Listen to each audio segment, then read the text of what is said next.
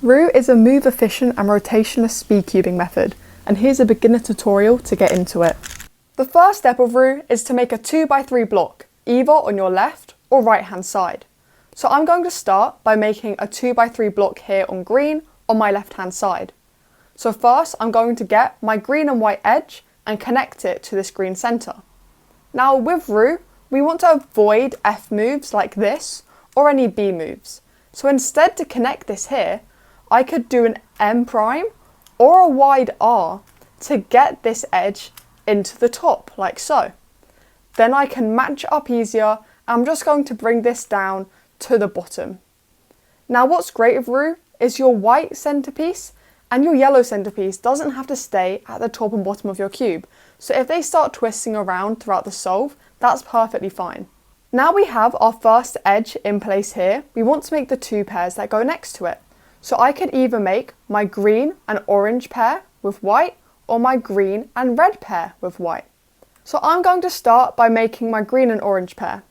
And I can do this by getting the corner with green, orange and white up to the top here and finding the edge, which for me is back here.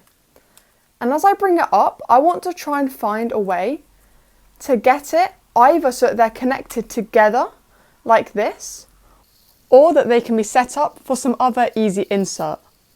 So by using these M moves, I've connected these together.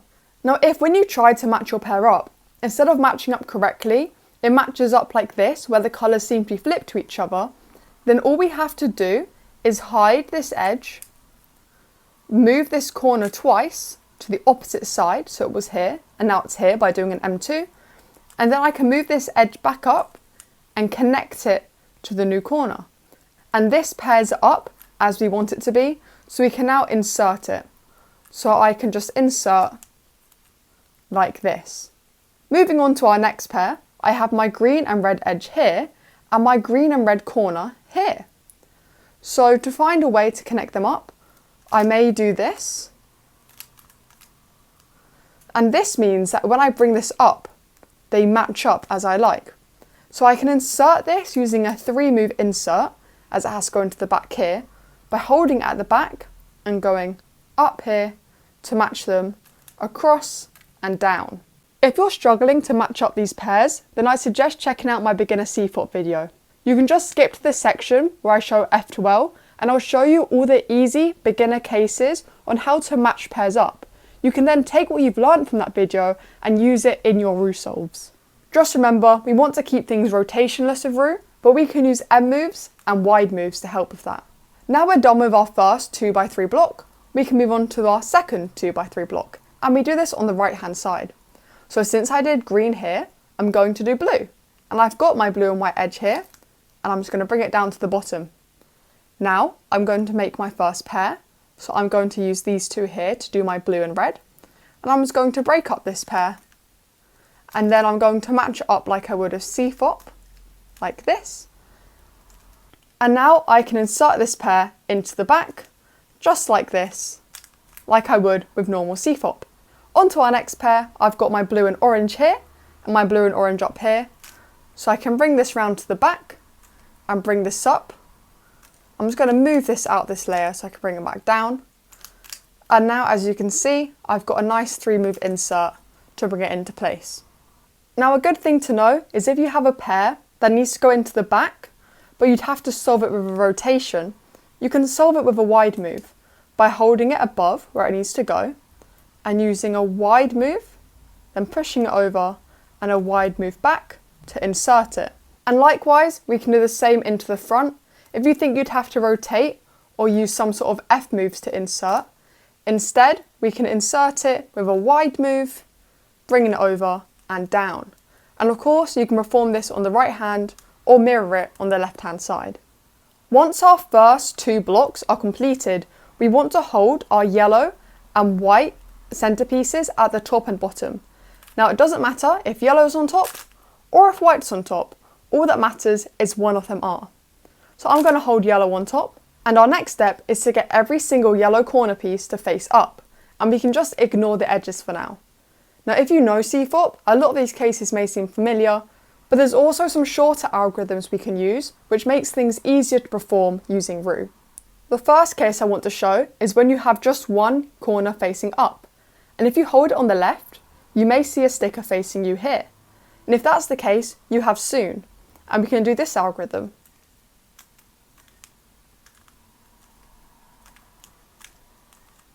And now every corner has faced up. However, if you just have one corner, but when you hold it in the bottom left, there is no sticker facing you, but instead if you hold it on the bottom right you see a sticker, then we're going to hold this corner in the back right hand side, and like I said earlier, we're ignoring all edges, and we're going to do this algorithm here called anti-soon.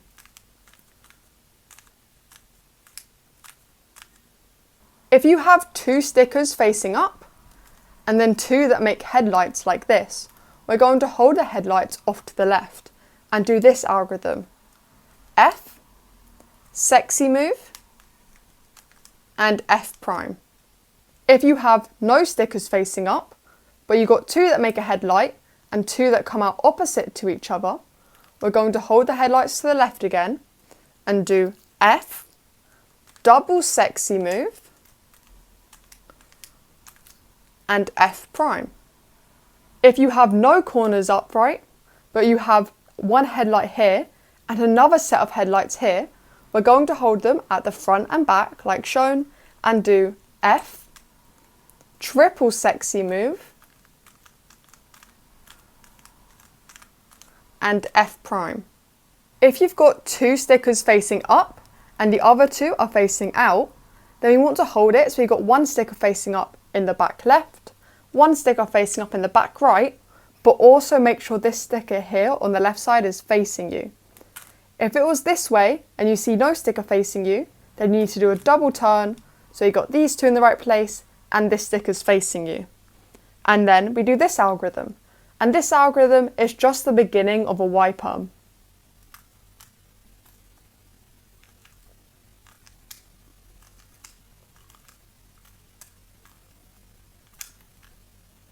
And lastly, if you have this case here where you have two stickers facing up and two stickers facing out in opposite directions, we want to hold these two facing out on the left and the two facing up on the right, and we do this algorithm. Now this is very similar to a common C-fob algorithm used, but instead of wide moves, we can just use normal moves throughout this algorithm, and it looks like this.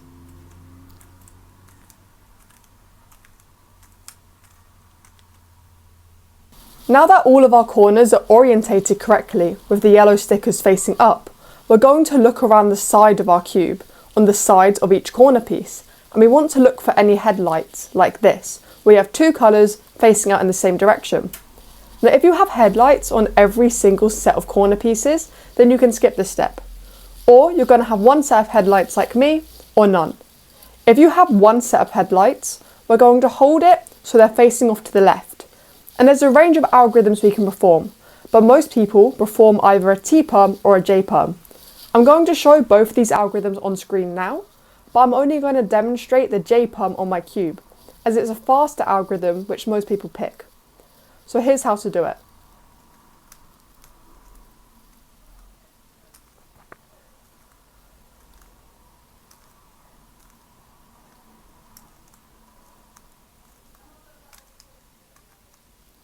And now, when we're done with the algorithm, we can see headlights all around our cube. If instead, when we check each corner, there are no headlights around the cube, then we perform a Y perm. It doesn't matter what side is facing you at all, and we do this algorithm.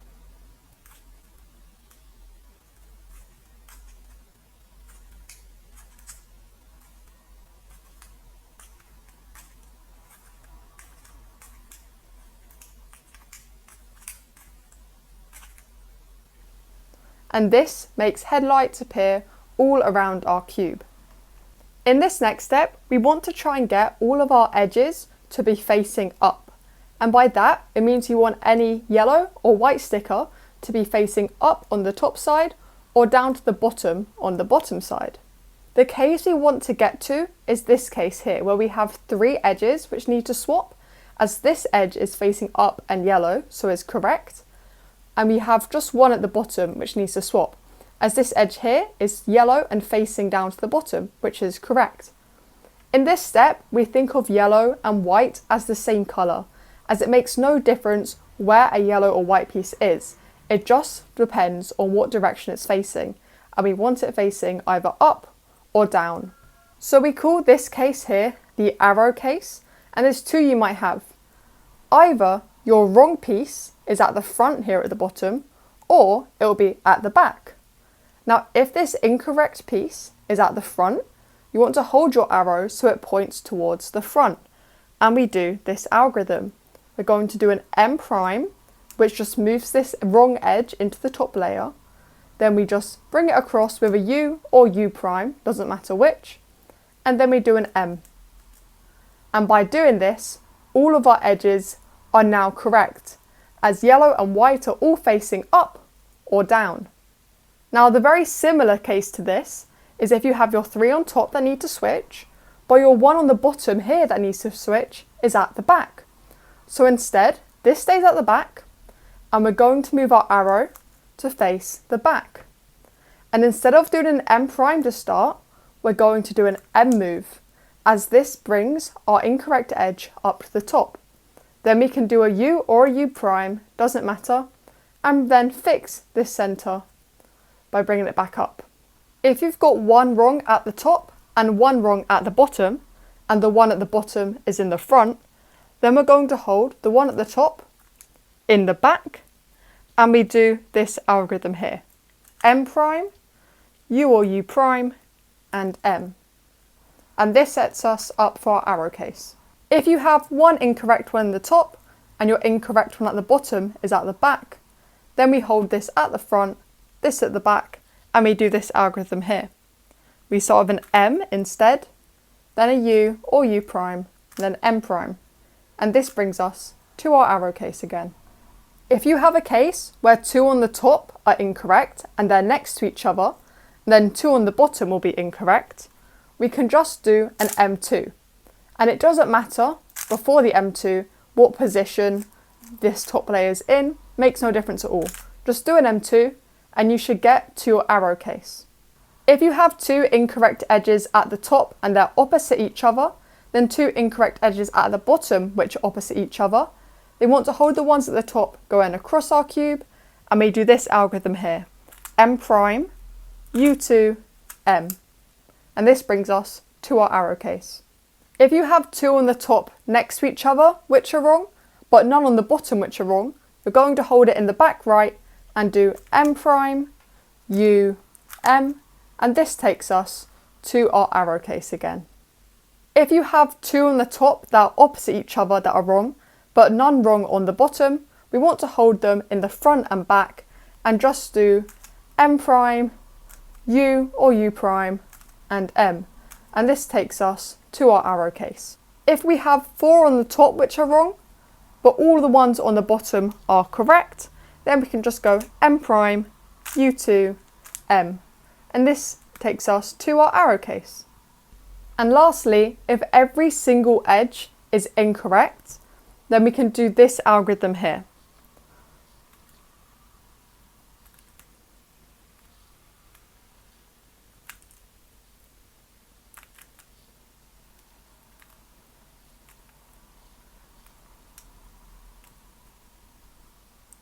Now every edge is orientated correctly, I want to try and make bars on my left and right hand side.